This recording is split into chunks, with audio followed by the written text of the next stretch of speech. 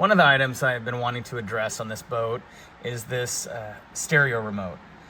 It's not your typical stereo remote. It was designed for a spa, and I think it was chosen by Moomba because of the fact that it was cheap. You know, this is a $20, $25 remote compared to $75 or more, your typical stereo remote. So it's not the coolest looking setup, and it doesn't work with the upgraded stereo in this boat. So I need to get rid of it, but the problem is that a replacement stereo remote is going to be a round one and not fit in this spot. So I think I found a solution. So I'm going to delete this, and I found a Moomba emblem adhesive decal that I believe is going to fit in there. So it's going to arrive tomorrow, and I'm hoping that it'll cover that up, and then I'll find a different spot for the stereo remote. I'm going to prep this for the decal I ordered.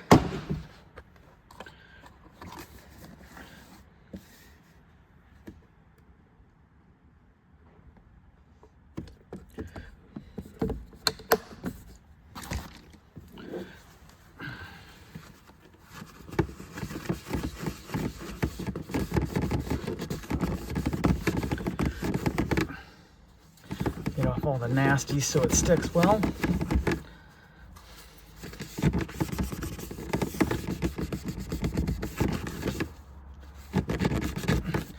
That should do.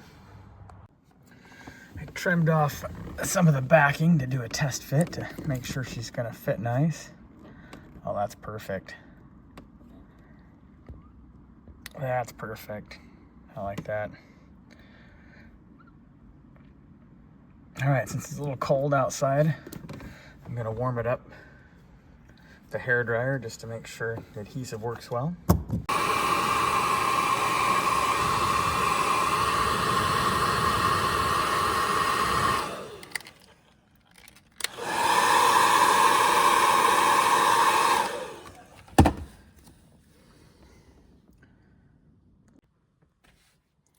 I had to set the camera down for a minute to make sure I didn't mess it up, and I think it looks much better.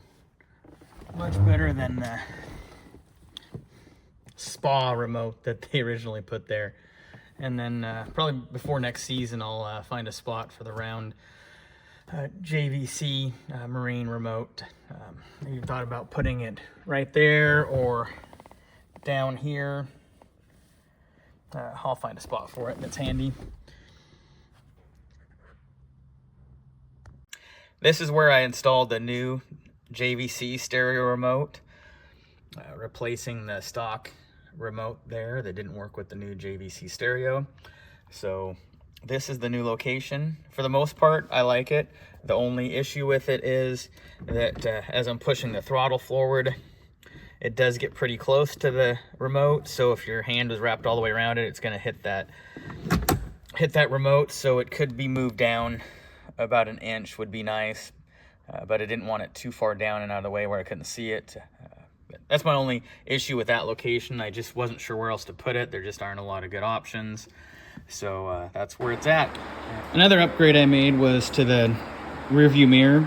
It had this clamp on style, like mounted right to the windshield frame. It worked okay. It did bounce around a bit, and of course you have to remove it and clamp it down every time you go out if you want to put the cover on it when you get home. So I found a good deal on this Monster Tower mirror mount. It's not my favorite. I like the all stainless steel ones, but those are $300-400 mirrors. So this is what I went with. It was under $150. Got a good deal on it. I like it. And it's a good balance between looks and price. It came with these different thickness of bushings for different size or different diameter towers. So mine utilized the thickest bushing, I believe. And it still has a decent gap in there, but it does clamp down tight. And then I'm not sure if I love this quick release mount. It's kind of like a bicycle axle, or it looks like a bicycle axle quick release for pulling that off. And because the mirror does seem to want to rotate on this shaft, it doesn't hold real solid, I may end up taking this mirror off with the quick release when I do transport it, but it's pretty easy to put on and off.